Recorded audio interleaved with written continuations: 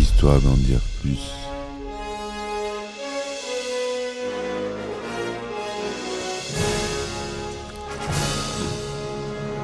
Eh ben attendez, on est en France. Allez, cul sec. Hop.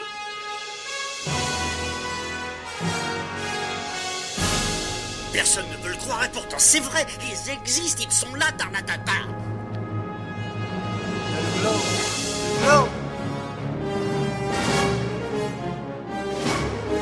Il faut qu'on pète.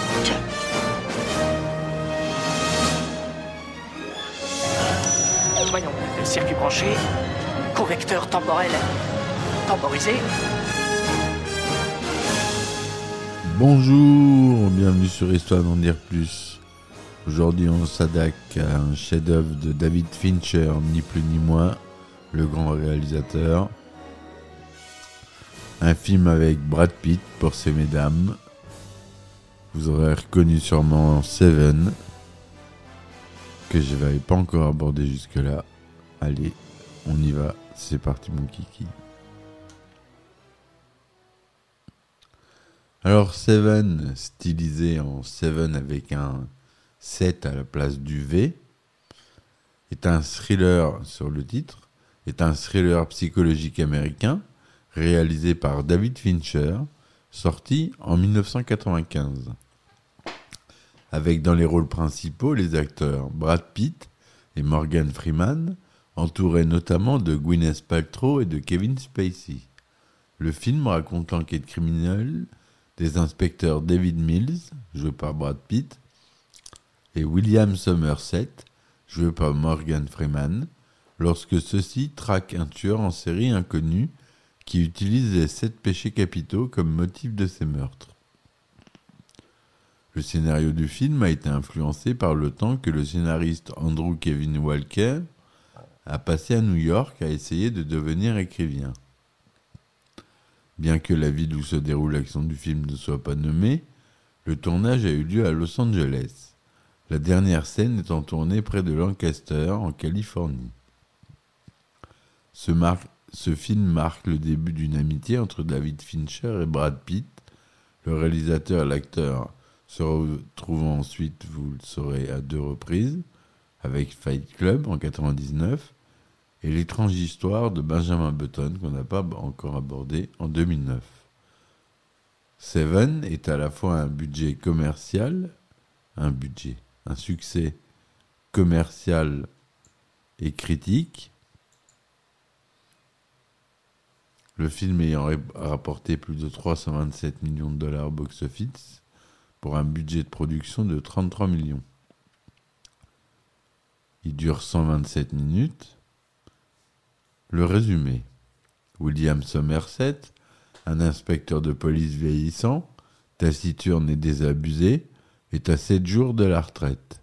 Affecté aux homicides au sein d'une brigade criminelle dans une grande ville américaine non nommée, il attend avec impatience son départ.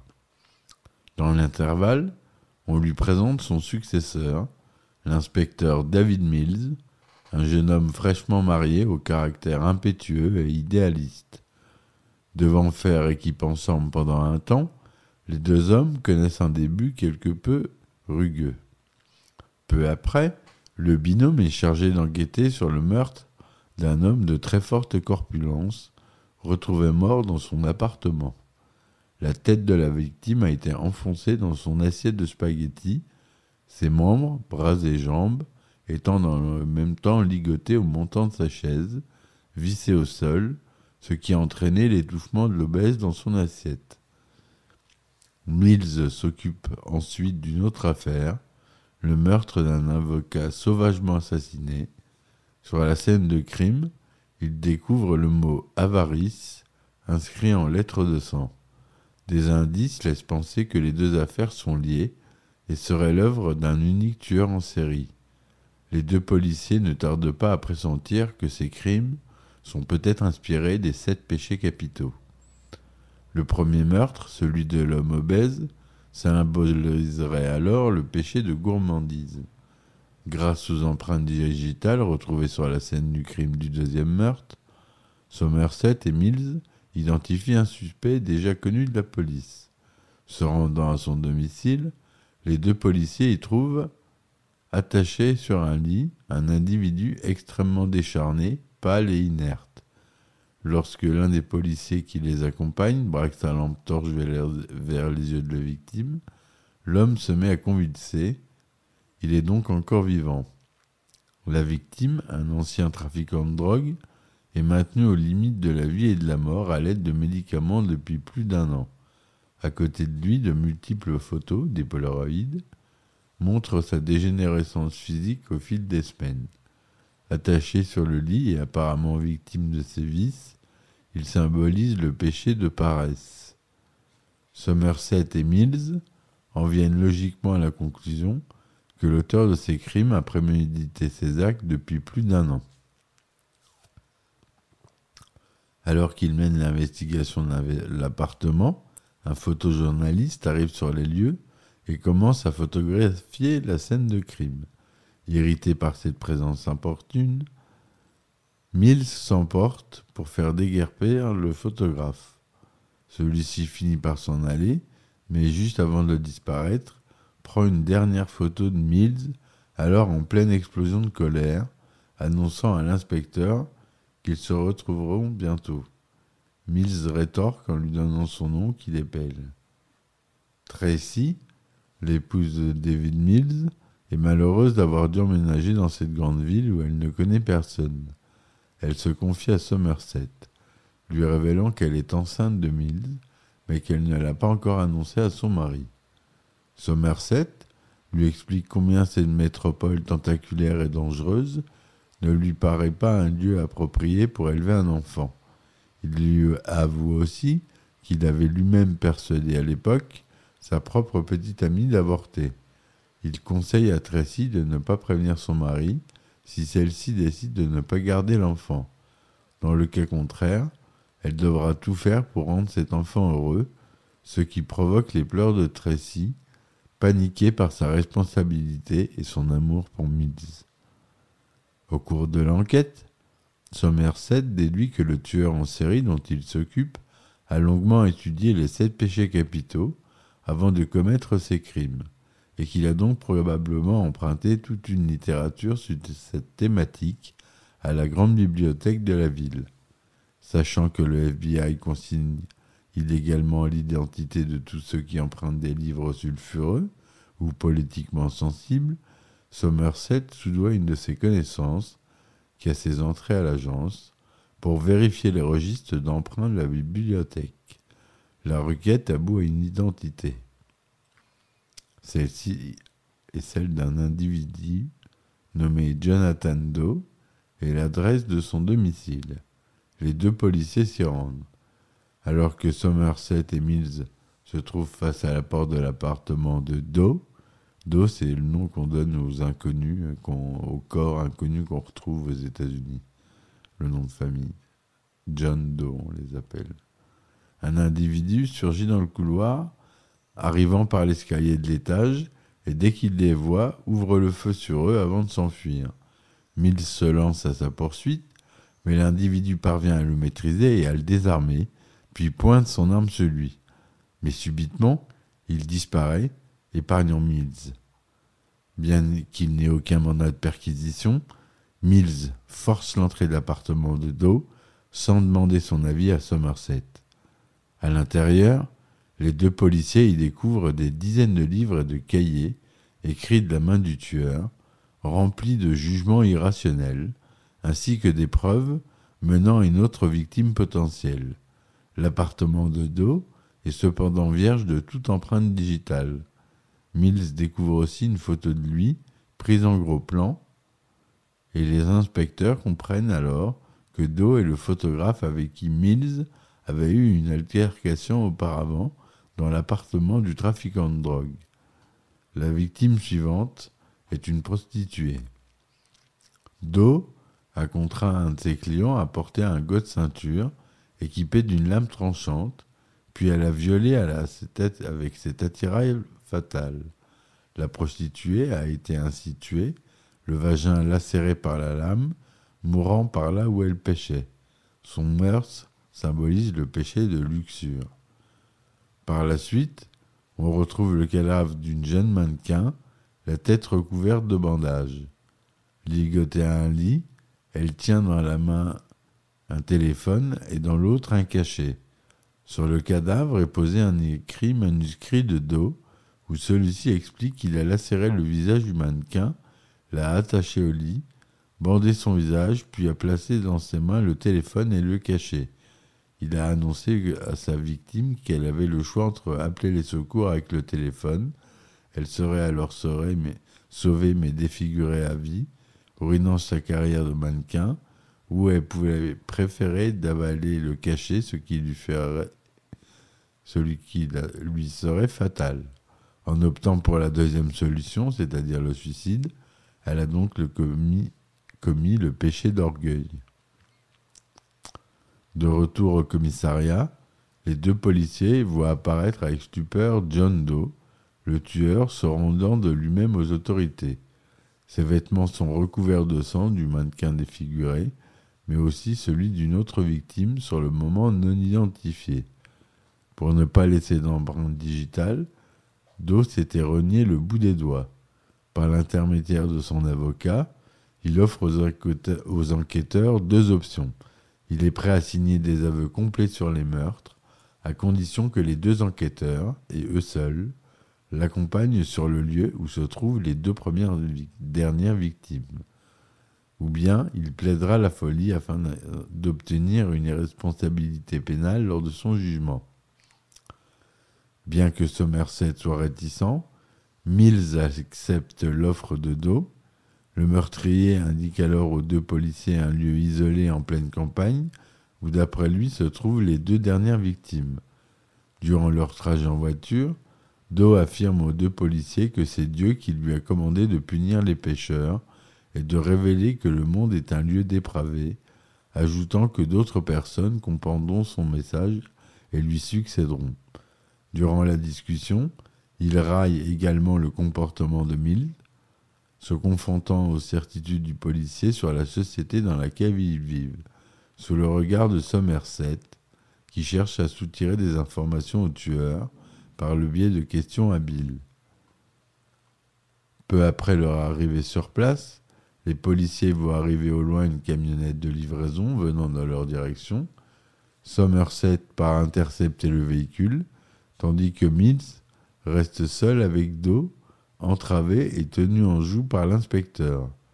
À une centaine de mètres de là, le livreur de la camionnette remet à Somerset un paquet, une boîte en carton d'une 20aine de centimètres, en lui affirmant qu'il a reçu comme instruction de la livrer ici à ce moment précis.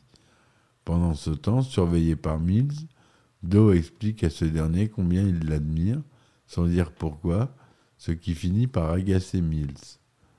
Après avoir indiqué par radio à l'équipe de policiers qui les couvre ce qu'il va faire, Somerset se décide à ouvrir la boîte, mais immédiatement recule d'effroi quand il découvre le contenu. Puis, il fait demi-tour et retourne en se précipitant vers Mills, tout en lui criant de lâcher son arme. C'est à ce moment-là que Doe révèle à David Mills que la boîte contient la tête de son épouse, Tracy, qu'il a tuée au matin chez elle après le départ de l'inspecteur. Doe lui affirme que lui-même symbolise le péché d'envie, ayant désiré vivre la même vie de famille idéale que celle de Mills. Alors que Somerset arrive vers eux, Doe avoue à Mills avoir échoué à jouer au mari avec elle, ce qui sous-entend fortement un viol, puis se moque de lui quand il comprend que Mills ignorait la grossesse de sa femme. Mills, après une phase de colère où il refuse de croire Doe et demande avec insistance à Somerset ce qu'il y a dans la boîte, braque son arme sur le tueur, menaçant de le tuer. Somerset, jetant sa propre arme, essaye de le retenir en lui affirmant que s'il tue Doe, c'est lui qui gagnera parce que c'est ce qu'il souhaite. Mais Mills, submergé par la douleur et obnubilé par l'image de sa femme, bascule soudainement dans la folie et abat Doe de plusieurs balles tirées en pleine tête. Il symbolise alors le péché de colère et parachève par la même occasion l'œuvre de Doe. En état de choc, Mills se rend ensuite dans la direction de la boîte.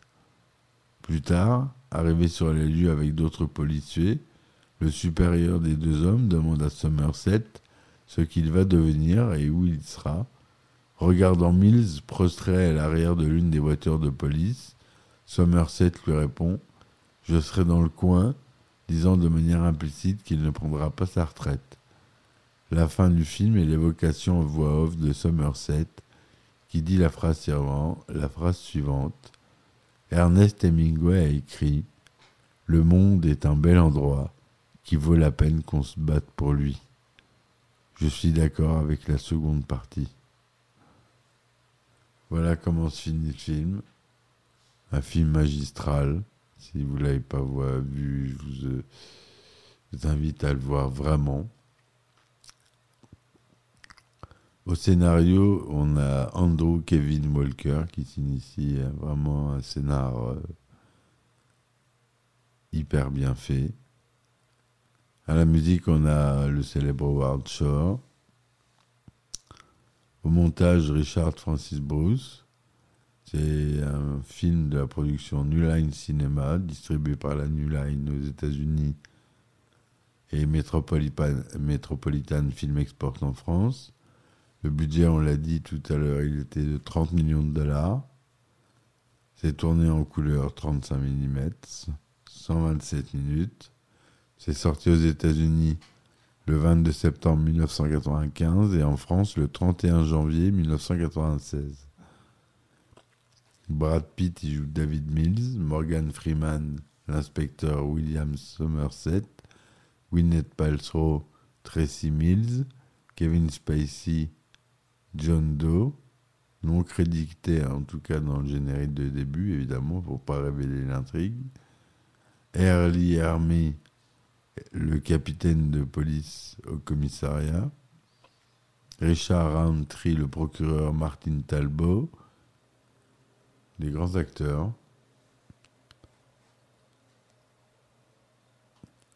L'une des premières influences d'Andrew Kevin Walker pour écrire le script a été de vivre un temps à New York, où il tente de se lancer sa carrière de scénariste.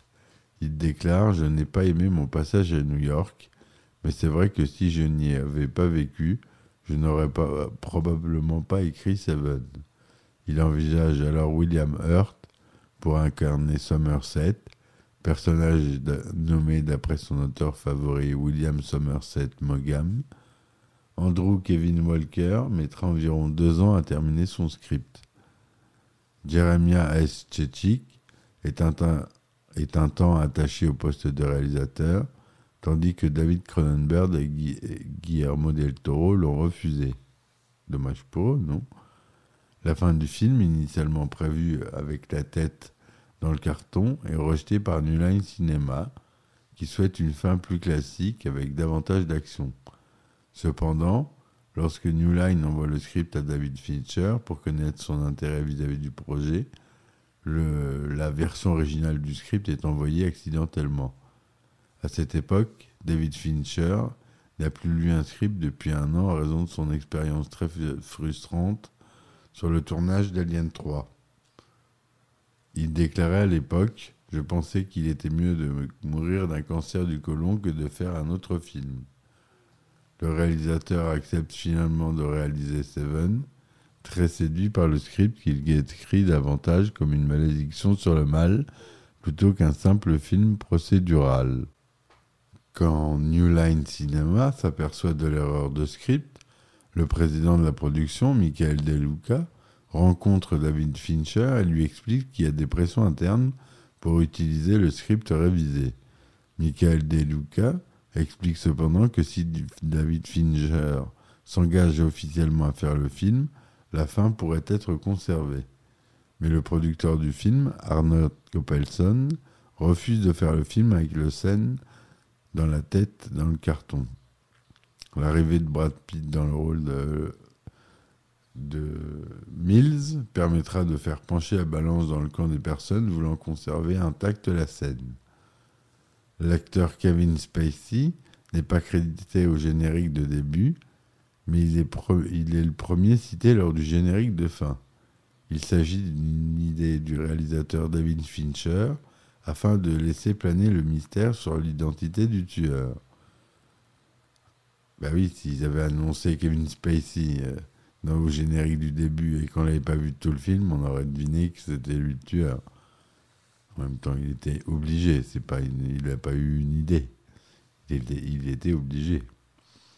À l'origine, Denzel Washington devait tenir le rôle de l'inspecteur David Mills, mais refusa. Voyez. On a d'abord proposé le rôle de Freeman à un blanc, et l'acteur principal,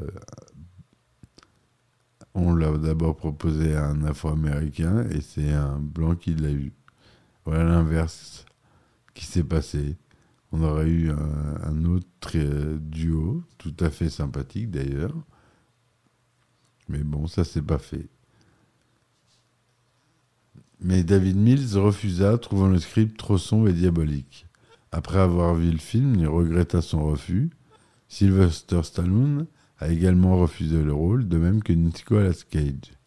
Pour le rôle de l'inspecteur William Somerset, les acteurs Robert Duvall, Harrison Ford et Gene Hackman ont été approchés, tout comme Al Pacino qui préféra tourner City Hall. David Fincher souhaitait absolument l'actrice Gwyneth Paltrow pour incarner le rôle de Tracy Mills après l'avoir vue dans le film Flesh and Bones de 1993. Le réalisateur demanda alors au petit ami de cette dernière, Brad Pitt, de la convaincre. Ce rôle avait d'ailleurs été proposé à Christina Applegate. Le scénariste du film, Andrew Kevin Walker, fait une apparition dans le film dans le rôle du cadavre de l'homme obèse sur la première scène de crime. Par ailleurs, Alfonso Freeman, fils de Morgan Freeman, fait une apparition dans le rôle d'un expert de la police en empreinte digitale. Le rôle de John Doe était à l'origine écrit pour Lee Ermey, avant que Kevin Spacey ne prenne le rôle. Ermey joue en revanche le rôle du capitaine de la police.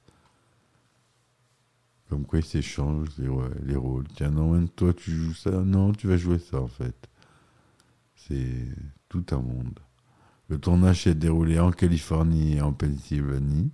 Ce film fait partie de nombreux films tournés au Quality Café à Downtown, un quartier de Los Angeles. David Fincher, dont c'est le second film à sortir au cinéma, signe un film policier sombre, proche du film noir, à l'action et aux explosions. Il préfère une scène de recherche à la bibliothèque.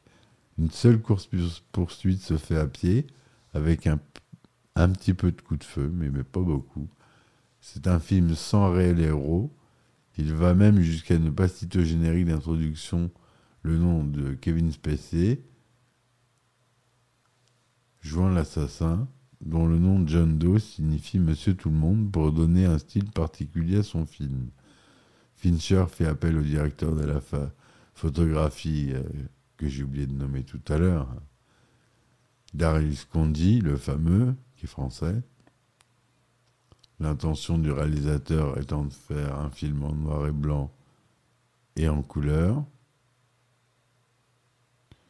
Il est franco-iranien, il n'est pas tout à fait français, il est franco-iranien. Brad Pitt s'est cassé le bras lors de la course-poursuite avec le tueur. Son handicap a contraint la production et le scénariste a quelque peu modifié le scénario. C'est pour ça qu'on le voit dans des scènes avec un bras d'un plâtre.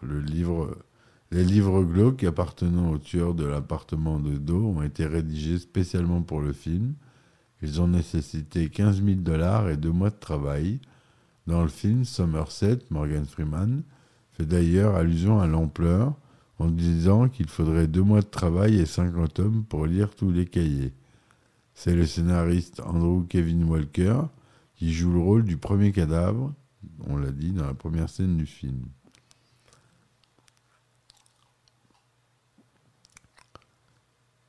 Voilà ce que je voulais vous dire. Le film tisse des liens avec les œuvres M. le Maudit, 1933, de Fritz Lang, et Le silence des agneaux de 91 de Jonathan Demme. La ville n'a pas de nom, bien que l'on voit plusieurs fois le nom New York, et l'assassin est une ombre mystérieuse. Les couleurs sont ternes, contrastées, mettant l'accent sur l'aspect glauque des lieux. La musique du film, composée par Howard Shore, présente des similitudes avec celle du Silence des agneaux, également composée par Shore, notamment la scène lors de la troisième crime, La Paresse, où les policiers pénètrent dans l'immeuble et l'appartement de la victime. En effet, le rythme musical calé sur le montage des plans de cette scène rappelle le passage du Silence des agneaux où le personnage d'Hannibal Lecter s'échappe de la prison de Memphis. Dans le film, au cours d'une analyse ADN des empreintes du suspect, l'inspecteur Mills émet l'hypothèse que le tueur est fou, extrapolant ses motivations avec la phrase suivante « Mon chien m'a dit de le faire. Jodie Foster m'a dit de le faire. » Cette citation est une référence au tueur en série David Berkowitz, surnommé Fils de Sam, qui déclarait recevoir ses ordres, le tuer par Sam, le chien de son voisin. C'est aussi une référence à la tentative d'assassinat contre Ronald Reagan en 1981, dont l'auteur John Warner Hinckley Jr. était obsédé par l'actrice Jodie Foster. La scénarisation du film a fait l'objet d'une novélisation par Anthony Bruno, sorti en 1995, sorti chez Pocket en 1996 pour la traduction française.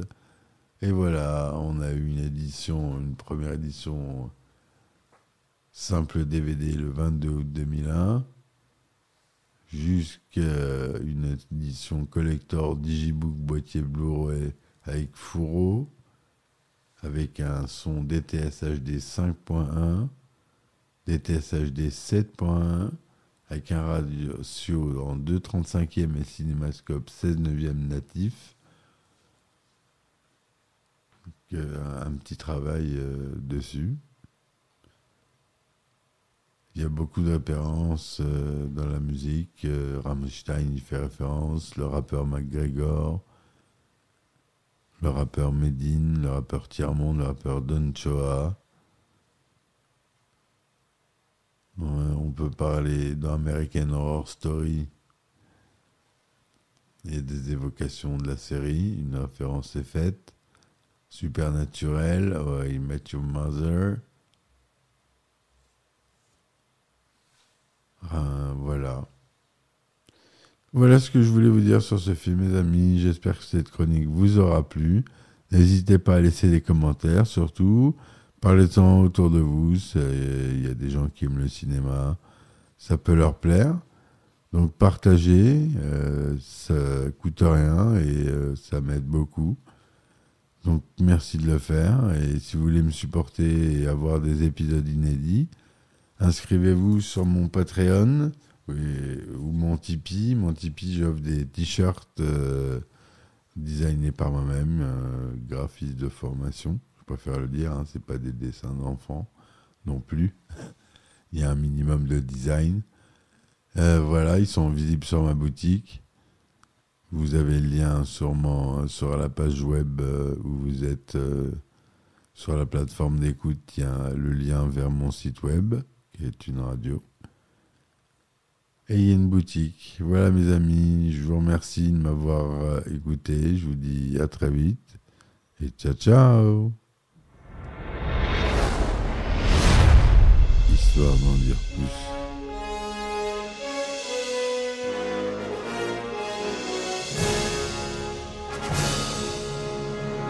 Eh ben attendez, on est en France. Allez, cul sec. Hop.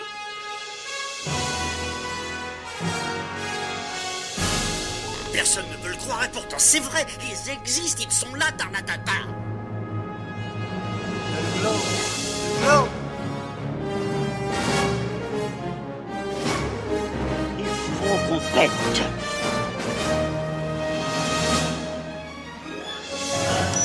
Voyons, circuit branché, correcteur temporel temporisé,